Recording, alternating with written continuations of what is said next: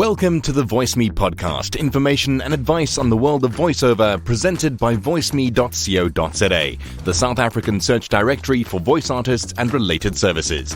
I'm Andrew Sutherland, founder of VoiceMe, and in this episode, I'm talking about negotiating VO rates with some strategies and tips for a favourable outcome that benefits both you and your client. As I mentioned in episode 5, VO rates and what to charge is by far the most common question I get asked about by artists, as well as by clients who are looking to get an idea of what they'll be expected to pay for voiceover. I'd recommend listening to that episode if you want to learn more about where our SA rates guidelines originated from and why they're considered fair market rates and how to calculate fees from it. I also covered the difference between performing or recording fees and usage fees, and my 7 essentials to get a voiceover quote. In today's episode, though, I'll be focusing more on negotiation strategies and tips for when you're putting together a quote for your clients. To recap a little from last time, quoting accurately is really easy when provided the right information. All you need from clients is the answer to 7 simple things to get it right. Category, number of scripts and length, usage areas, usage duration or cycle, budget, deadline, home studio or not, or live directed session or not. If you can get the answers to these questions, putting together a quote for your client will be simple and will make you seem even more professional. You can also find these 7 essentials on the VoiceMe blog at blog.voiceme.co.za in greater detail. Once you have these answers, you can put a quote together based on whatever rate card you want to work with, whether that's your own, the SA rates guidelines, or one of the international guides like GVAA or Gravy for the Brain. Whatever way you calculate it, it should end up with a fair market rate for the project. Before we dive into rates negotiation itself, remember this. When it comes to negotiation, a lot of voices or people in the creative industry in general often have the mindset that the power lies with the client and they have all the say at the table.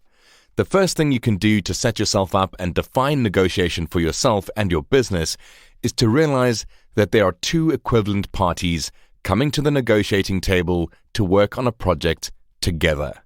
Your role at the table is the service provider. You have the product they want to buy, and they don't hold the upper hand simply because they hold the money.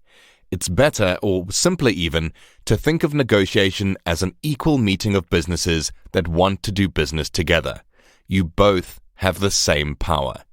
Now, what happens when your quoted amount is different or way off from what the client is expecting or has budgeted on?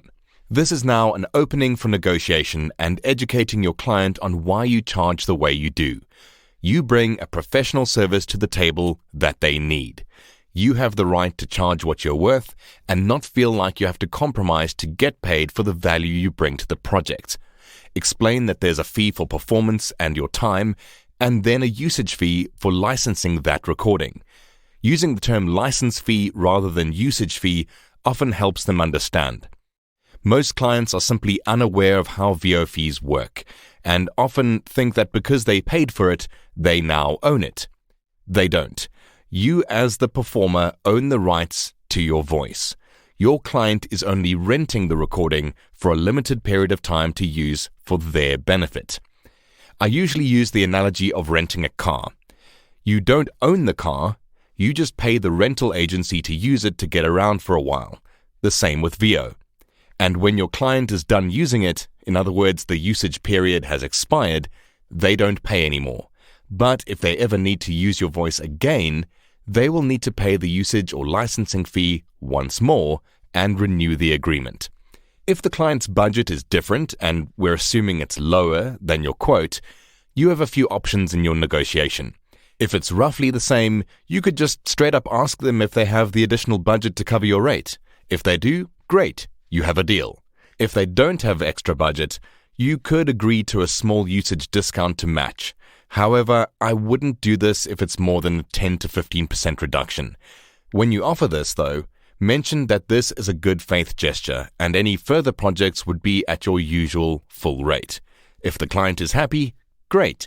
You've started off on a good footing and further projects from them would come with the understanding that the discount was a one-time offer. If their budget is much lower, then you could negotiate for shorter usage periods or for less usage areas if there's more than one. For example, say a client needs to run an ad for a year on TV, radio, and social media.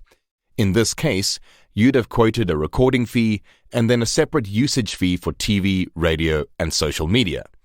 Compare the budget to your quote. What can you reduce or remove to match it? Do they need it for all 3 usage areas, or is their campaign more important on one or another? Offer them the option of removing some usage areas to reduce your fees. This will bring the cost down. Alternatively, offer them a rate for 1, 3, or 6 months instead of a year. This will also bring the cost down. If they agree, great, you have a deal. If they still don't and you can't come to a happy place, then this may be a client that you don't want to work with. It's okay to say no. It's okay to walk away from their offer and know that you did what you could within reason, but it didn't work out. Saying no is not going to end your career or make it impossible to get other work. Other opportunities will come your way. Clients that offer lowball rates and expect everyone to agree to it are unfortunately quite common. Refuse the offer graciously, in a professional manner of course, but leave the door open. Tell them that you can't afford to do this particular project for this rate, but would be happy to quote on future projects that have a fair market budget. If every artist in our industry did this, those clients would quickly realize that they can't get professional talent for unprofessional prices, and would need to come up with their own ways of increasing their talent budget on projects. This is how change happens. Remember, as the supplier of a service, you set your fees, not them. Be negotiable, but not so much that you feel you've just settled or compromised for whatever they're offering. And that's all for this week's episode. If you need help with rates or quoting for a job, book a free consultation with me using the link bigmouthstudios.co.za/bookings. I'll put this in the show notes. Please also be prepared for the consult. Ask your client the 7 questions and get as much info as possible up front.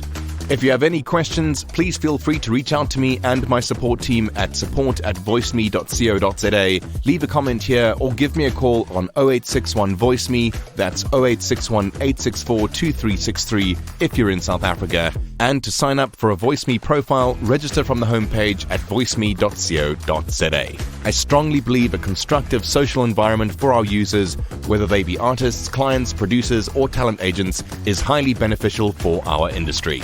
Like, follow, and engage with VoiceMe and each other on @VoiceMeSA on all social networks.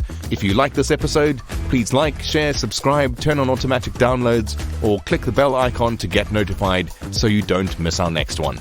I'm Andrew Sutherland, and that's it from me here at VoiceMe for this week. Cheers for now.